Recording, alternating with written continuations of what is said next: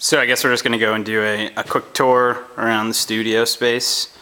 We have my Ghetto dry erase boards. They're just plexiglass with the backing still left on, just kind of screwed together. But it's nice. It's a big space. Shortly after I put it together, I decided to put this table here, which was a bad idea because it makes it difficult to use it. So I got to find a new home for this. Little grinder, and this is kind of the clamp station over here. I got this really great deal on all of these jig materials for creating something along these lines. But what it is just multiples. Thousands and thousands and thousands of little balls and handles and little collars, more balls. Anyways, lots of multiples. I'm building a visual vocabulary right now, which is just components that I've made and also just kind of cutoffs and whatnot. You know. So it's going. I got to get a bit more organized, as you can see. But part of this is working on this project right here, which is the steel shelves. And I originally was going to integrate a gantry into it. These will stand upright, and we'll go in between these two columns here. But I think the gantry integrated into the structure is not going to be as useful as if it was an independent system, and B, it's some tough engineering issues. Just deflection of materials, load, friction on the axis that I'd create to swing it out. It'd be a radial arm positioned over by that pillar and swing out. It would go this 21 feet over to here and then swing all the way out to basically where I'm standing right now. But that's just kind of difficult, and I don't know how useful it's going to be, because it's going to be difficult once I get the kilns over in this area.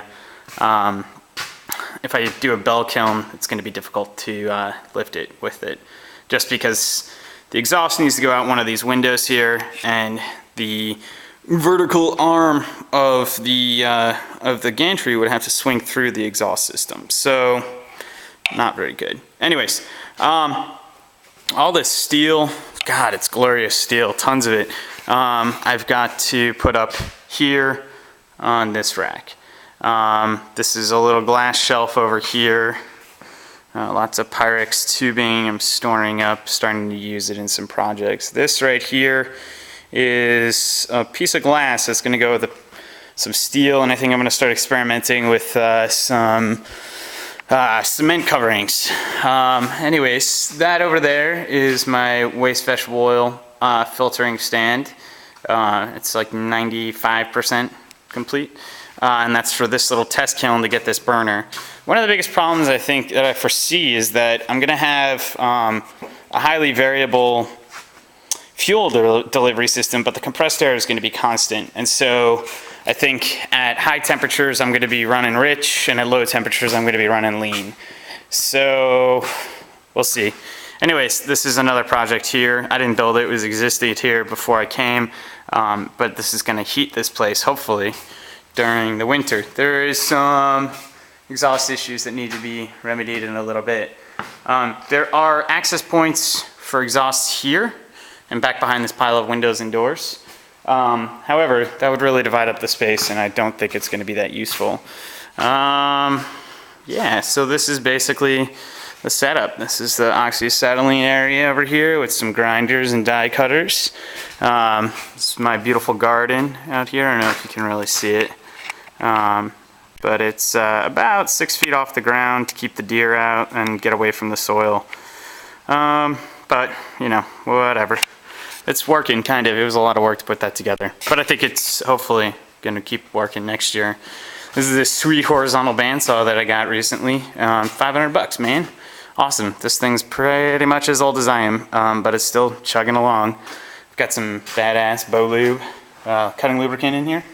And we're back over to this crazy, large steel structure. The reason it's so involved is because I want to maximize the floor space that I have.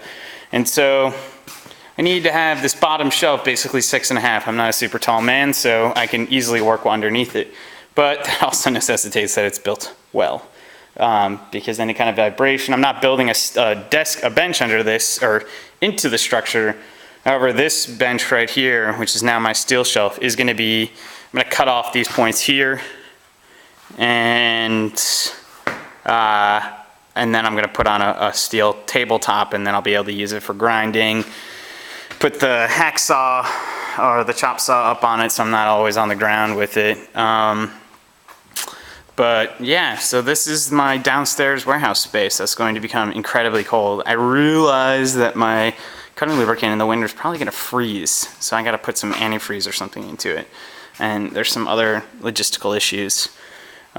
Just about gas not being as volatile, so my flows are gonna be decreased, so we'll see. Anyways, this is my little maquette collection I got going on in here. It's not really that big, but I'm just using it to draw. I mean, I've got, you know, a couple of projects, these 3 back here that I'm pretty excited about. This one right here is kind of cool. You know, it's just a great way to kind of just draw in a 3-dimensional sense and kind of work out some of the line qualities. Anyways, I just thought I'd share this with y'all, and I will probably be sending this out to you shortly. All right, peace. Bye.